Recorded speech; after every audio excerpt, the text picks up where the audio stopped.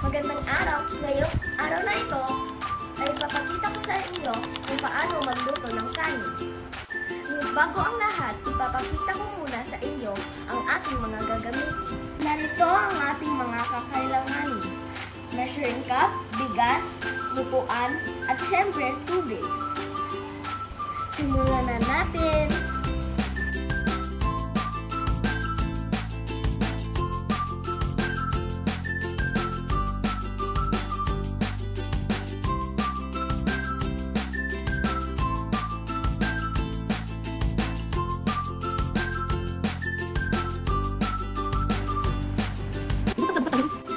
Kailangan muna natin hugasan ang bigas.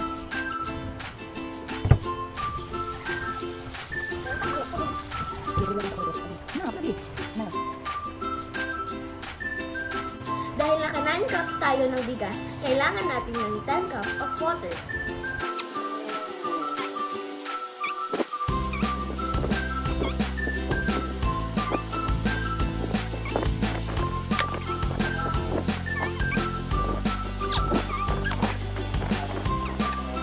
Huwag kalimutang takpan.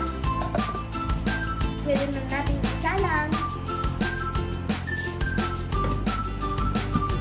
Huwag kalimutan mag-ingat sa kuryente. At itaw na natin.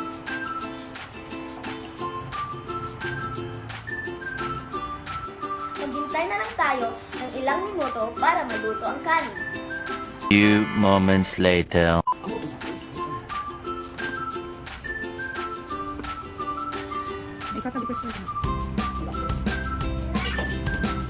Narito na ang ating lutong kanin.